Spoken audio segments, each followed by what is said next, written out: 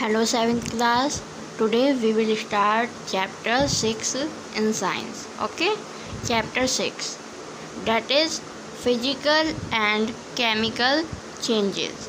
In this chapter we will discuss about the physical and chemical changes, that what are the physical changes and what are the chemical changes. Okay? So physical changes का meaning क्या होता है? देखिए, physical word जो है ना वो किस चीज़ से, फिजिकल चीज़ों से पर डिपेंड करता है, जैसे शेप, कलर, साइज, ये सब चीज़ें जो होती हैं ये फिजिकल प्रॉपर्टीज़ कहलाती हैं। तो इसके लिए हम सबसे पहले फिजिकल प्रॉपर्टीज़ ही पढ़ेंगे कि what are the physical properties of a substance. So physical properties of a substances are those characteristic of a substance that describes its physical nature। किसी भी सब्सटेंस की जो उसकी फिजिकल नेचर बताए, वो जो उसके कैरेक्टरिस्टिक होती है वो फिजिकल प्रॉपर्टीज़ कहलाती है। For example, colour, density, shape, size and volume are some physical properties. मैंने अभी आपको बताया फिजिकल प्रॉपर्टीज़ क्या होती हैं, तो किस चीज़ से उसकी फ़िज़िकल प्रॉपर्टी डिस्क्राइब की जाती है। जैसे कलर हो गया कि इस चीज़ का कलर क्या है, इसकी शेप क्या है, इसका साइज़ क्या है, ये सब चीज़ें फ़िज़िकल प्रॉपर्टीज़ में आती हैं। क्लियर? फिजिकल चेंज, अब आप हमारा जो टर्म है वो आती है फिजिकल चेंज, जो हमारा चैप्टर में भी नेम आ रहा है। Physical change is a change which occurs when there is an alteration in the physical properties of a substance। Physical change एक ऐसा चेंज है जब किसी सब्सटेंस की फ़िज़िकल प्रॉपर्टीज़ में कुछ अल्ट्रेशन होता है, मीन कुछ चेंज हो जाता है। अब वो जो चेंज होगा वो किस चीज़ में होगा? वो सिर्फ शेप, कलर, साइज, इस चीज़ में चेंज होगा। फिजिकल चेंज जो होता है वो कोई न्यू सब्सटेंस फॉर्म नहीं करता। फिजिकल चेंज में सिर्फ उसकी फ़िजिकल प्रॉपर्टीज़ में ही चेंज आता है, उसमें से कोई न्यू सब्सटेंस नहीं बनता है। सो फिजिकल चेंज को हम टेम्पररी चेंज भी बोलते हैं। Physical change does not result in the formation of any new substance. Physical change किसी भी न्यू सब्सटेंस की फॉर्मेशन नहीं करता है, but can alter the shape and size of the substance. लेकिन वो उस सब्सटेंस की शेप, साइज वगैरह में चेंज कर सकता है। ओके, पता चल गया अब हमें कि फ़िजिकल चेंज क्या होता है। फ़िजिकल चेंज एक ऐसा चेंज है जो सिर्फ उसकी फ़िजिकल प्रॉपर्टीज़ में ऑल्ट्रेशन करेगा, कोई न्यू सब्सटेंस फॉर्म नहीं होगा। Clear? Next is chemical changes. Chemical changes, the chemical changes पढ़ने के लिए हमें पहले केमिकल प्रॉपर्टीज़ समझनी होगी। The chemical property of a substance are those characteristic of a substance that describes its chemical nature. Chemical property वो होती है जो उस सब्सटेंस की केमिकल नेचर का बताती है, जैसे कि वो कितना टॉक्सिक है या वो एसिडिक है, ये भी चीज़ें उसकी केमिकल प्रॉपर्टी कहलाती हैं। For example, toxicity of a substance और how a substance reacts with other substances, it's chemical property. किसी भी सब्सटेंस की केमिकल प्रॉपर्टी ये कहलाएगी कि वो कितना टॉक्सिक है या फिर वो किसी सब्सटेंस से कितना रिएक्ट कर सकता है। जैसे मैंने अभी आपको बताया, एसिडिक और बेसिक भी इसी में ही आएगा, क्योंकि हमें ये पता रहता है कि ये एसिड इस चीज़ से क्या रिएक्शन देगा, है ना, तो वो केमिकल प्रॉपर्टी में ही आता है। और केमिकल चेंज जो होता है वो परमानेंट चेंज होता है। अगर केमिकल चेंज हुआ है तो फिर हम उसे रिवर्स नहीं कर सकते हैं। अ केमिकल चेंज और a chemical reaction is any change in the chemical properties of a substance. Chemical change या फिर केमिकल रिएक्शन ऐसा चेंज होता है जो सब्सटेंस की केमिकल प्रॉपर्टीज़ में होता है। Whenever a substance undergoes a chemical change, जब भी किसी भी substance में chemical change होगा तो ये necessary है कि उसमें new substance form होगा। जब भी केमिकल चेंज होगा, जहाँ भी केमिकल चेंज होगा, आप ये समझ जाना यहाँ न्यू सब्सटेंस बना है। क्लियर? केमिकल चेंज में कोई न्यू सब्सटेंस बनता है और फिजिकल चेंजेस में कोई न्यू सब्सटेंस नहीं बनता है। अब ये आपके chemical change and physical changes थे। Next topic is examples of chemical changes. Rusting of iron occurs when iron gets in contact with moisture। Chemical changes के एग्जाम्पल पढ़ रहे हैं तो हमारा सबसे मोस्ट इम्पोर्टेंट एग्जाम्पल और मेन एग्जाम्पल इसका ये होता है रस्टिंग ऑफ आयरन, लोहे पर जंग लगना। आप लोगों ने देखा है लोहे पर जंग लग जाता है, उसे रस्टिंग कहते हैं। Rusting of iron occurs when iron gets in contact with moisture. Iron पे रस्ट कब लगती है? जब वो मॉइस्चर के कांटेक्ट में आ जाता है।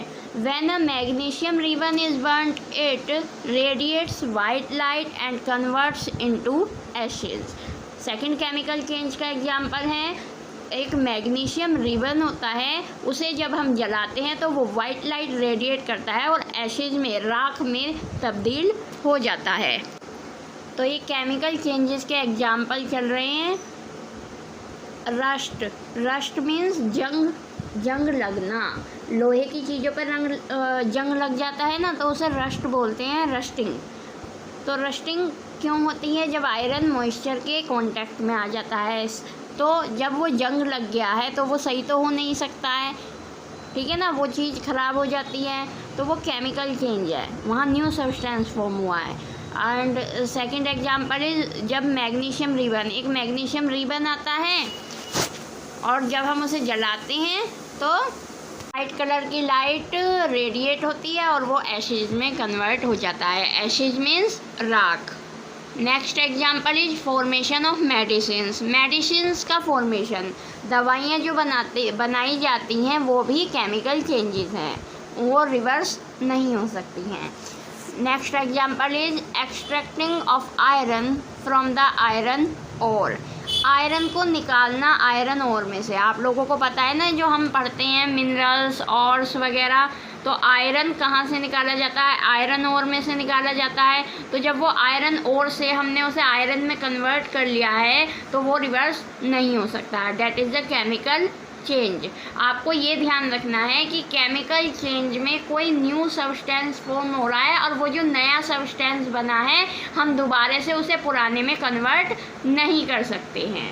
Next example is formation of plastic. So these are the examples of chemical changes. Next topic is a chemical change is always accompanied by any one और all of the following way. किसी भी substance में chemical change किस कारण आ सकता है, कि क्या उसकी वजह होती हैं?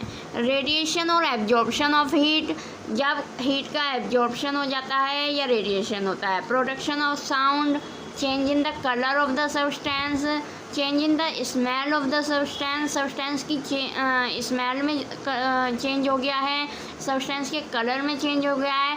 फॉर्मेशन ऑफ गैस, उसमें से कोई गैस निकल रही है।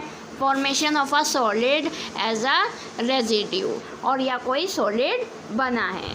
आप लोगों को केमिकल चेंज में यही ध्यान रखना है। अगर आपसे कोई पूछे कि what are the chemical change, chemical change वो होता है ऐसा चेंज जब कोई न्यू सब्सटेंस फॉर्म हो, उसकी केमिकल प्रॉपर्टीज़ से रिलेटेड उसमें चेंज होगा और उसमें न्यू सब्सटेंस फॉर्म होगा। न्यू सब्सटेंस फॉर्म होने के बाद वो पहले वाले सब्सटेंस में कन्वर्ट नहीं हो सकता है। This is a chemical change.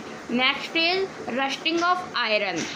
अभी हमने पढ़ा rusting of iron is a chemical change, तो ये मोस्ट इम्पोर्टेंट है। रस्टिंग ऑफ आयरन ये टॉपिक जो है ना आपका फिजिकल एंड केमिकल चेंज, ये आपको 9th और 10th में भी पढ़ना है। 8, 9, 10 अब आपका इन क्लासेज में ये टॉपिक आएगा, ठीक है। तो इस क्लास में 7th में तो अभी आप इसका बेसिक कर रहे हैं। रस्टिंग ऑफ आयरन, अभी मैंने आपको बताया लोहे पर जंग लगना रस्टिंग ऑफ आयरन कहलाता है। और वो कब होता है? जब वो मॉइस्चर के कांटेक्ट में आता है। और मॉइस्चर क्या होता है? मॉइस्चर एयर में होता है, ठीक है। इट मीन्स ऑक्सीजन और वाटर, ऑक्सीजन और वाटर के कांटेक्ट में जब आयरन आ जाता है तो उसमें रेड कलर का, आपने देखा होगा ना, जंग, लोहे पे जंग कैसे कलर का होता है, रेड कलर का सब्सटेंस आ जाता है ना उसके ऊपर, वही रस्ट कहलाती है। रस्ट यानी जंग, और रस्टिंग जंग लगना। रस्टिंग ऑफ आयरन, लोहे पर जंग लगना। This is a most important example of chemical change. When the iron comes in contact with oxygen and water, reacts and forms a red colored substance over it. It is called rust. जब भी iron oxygen और water के contact में आता है, it means moisture के contact में आता है, तो आयरन के ऊपर एक रेड कलर का सब्सटेंस फॉर्म होता है। देखिए यहाँ पे न्यू सब्सटेंस फॉर्म हो गया। वो रेड कलर का जो सब्सटेंस फॉर्म हुआ है उसे जंग कहते हैं। जंग मीन्स रस्ट। ओके, मैंने आपको सिंपल लैंग्वेज में हिंदी में इसलिए बताया जिससे आपके आगे इमेजिनेशन आए। प्रैक्टिकली आप ओरिजिनली चीज़ों पे देखो कि हाँ, आपके घर में कोई लोहे की चीज़ है, उस पर रेड कलर का जो जंग लग जाता है, that is the example of chemical change and that is called rust, rusting of iron. Clear? अब ये देखिए, इसकी एक वर्ड इक्वेशन दे रखी है। ये जो फार्मूलाज हैं ये आपको 9th स्टैंडर्ड से, वैसे तो थोड़े फार्मूलाज तो अभी आपको 7th 8th में भी आएंगे कि वाटर को H2O कहते हैं, H2O वाटर होता है, Fe आयरन होता है, O2 ऑक्सीजन होता है। ये पता होनी चाहिए आप लोगों को, ठीक है। तो रस्टिंग ऑफ आयरन की जो वर्ड इक्वेशन है, अब वो देखिए वो क्या है। Iron react with oxygen, iron का सिंबल होता है Fe और ऑक्सीजन का सिंबल होता है O2। Fe O2 से रिएक्ट कर रहा है in presence of water, means H2O, यानी FeO2 H2O जब मिक्स हो जाते हैं, रिएक्ट कर जाएंगे तो रस्ट बनती है। यहाँ ये मोस्ट इम्पॉर्टेंट क्वेश्चन आया है, आपसे ये पूछा जा सकता है MCQ में कि रस्ट का फॉर्मूला क्या होता है। रस्ट का फॉर्मूला है Fe2O3.H2O। क्लियर? आयरन का सिंबल है Fe, ऑक्सीजन का सिंबल है O2, वाटर का सिंबल है H2O एंड रस्ट का सिंबल है Fe2O3.H2O।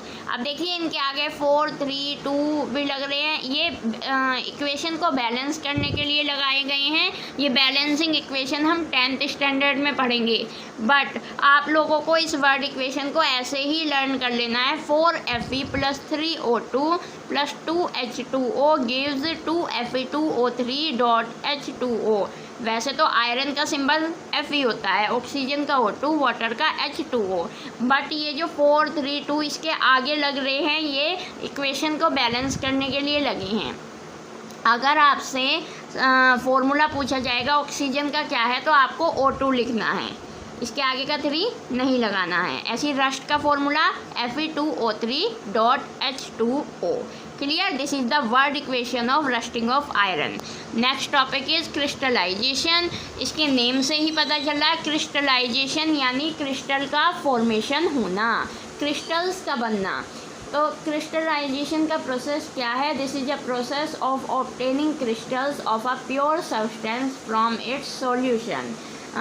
क्रिस्टल्स का बनना बताया मैंने, ठीक है। तो किसी भी सॉल्यूशन में से प्योर सब्सटेंस के क्रिस्टल का बन जाने का प्रोसेस जो होता है वो क्रिस्टलाइजेशन कहलाता है। It is a process of obtaining crystals of a pure substance from its solution. For example, we can obtain the crystals of copper sulphate by boiling copper sulphate solution. अगर copper sulphate जो है, ये solution वगैरह आपको chemistry laboratory में मिलते हैं। अभी तो कोरोना की वजह से आपका स्कूल नहीं चल रहा है, अदरवाइज़ आप केमिस्ट्री लैब में जाकर देख सकते थे कि कौन कौन से केमिकल्स होते हैं। तो कॉपर सल्फेट सॉल्यूशन को जब आप बॉईल करोगे तो उसे इतना बॉईल करते हैं कि जब तक उसके क्रिस्टल बन जाते हैं, ठीक है। और जब कॉपर सल्फेट के सॉल्यूशन को बॉईल करने पर उसके क्रिस्टल्स बन गए तो वो पूरा प्रोसेस क्या कहलाता है? क्रिस्टलाइजेशन। क्लियर? तो ये चैप्टर जो था आपका बहुत ही छोटा चैप्टर था, but very important chapter this is. ये बहुत इंपॉर्टेंट चैप्टर है और इसमें से कई सारे MCQs पूछे जाएंगे, ठीक है। और मैंने अभी आपको बताया जो भी आप पढ़ रहे हैं आप इसी स्टैंडर्ड में, फिर वो उसी से थोड़ा सा आगे और कंसेप्ट 8th में आएंगे, फिर नेक्स्ट ईयर 9th में आएंगे, फिर 10th में। ये आपके साथ चलते रहना है, इसलिए ये जो चल रहा है आपका बेसिक वर्क चल रहा है, आपको इसको अच्छी तरीके से क्लियर करके चलना है आपको, ठीक है। तो in this chapter today we have discussed about physical changes and chemical changes. That physical changes are related to the color, shape and size, and this is a temporary change. Physical change जो है temporary change है, that can be reversible, वो reversible है, but a chemical change is not reversible, वो reversible नहीं है, वो irreversible है।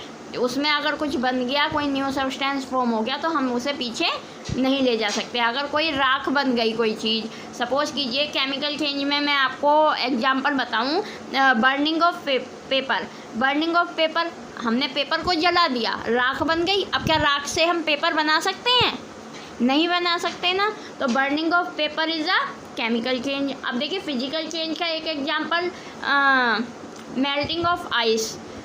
बर्फ़ को पिघला दिया, बर्फ़ मेल्ट हो गई है, आइस मेल्ट हो गई, तो क्या आइस मेल्ट हो गई तो दोबारा से आइस में कन्वर्ट हो सकती है ना, तो that is a physical change.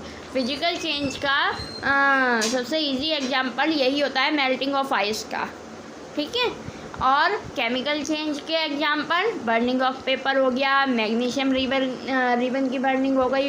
Examples of chemical changes तो हमने इसमें वीडियो में बहुत सारे करे भी हैं। We have discussed about the physical and chemical changes, but one most important topic is still remaining, that is how do we prevent rusting. Rusting of iron हम अभी पढ़कर आ चुके हैं, बट एक टॉपिक हमारा अभी रह गया बीच में, वो बहुत इम्पोर्टेंट टॉपिक है, इसलिए अब हम उसे लास्ट में कर रहे हैं। How do we prevent rusting, हम रस्टिंग को कैसे बचा सकते हैं। अब हमें ये तो पता चल गया लोहे की चीज़ों पर जंग लग जाता है, लेकिन हम उसे बचा भी तो सकते हैं कि रस्टिंग ना हो, उस पर रस्ट ना आए। हाँ, जैसे देखिए घर में हमारी बहुत सारी चीज़ें होती हैं, मेन डोर होता है, लोहे की बहुत सारी चीज़ें होती हैं, क्या उन पर सब पर रस्ट लग जाती है हमारे यहाँ?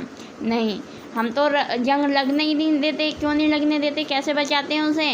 हम उन पर पेंट करके रखते हैं। जैसे हमारा मेन डोर है, लोहे का होता है, लेकिन उस पर क्या जंग लगी रहती है? नहीं, उस पर जंग क्यों नहीं लगती? क्योंकि हम उस पर पेंट करके रखते हैं।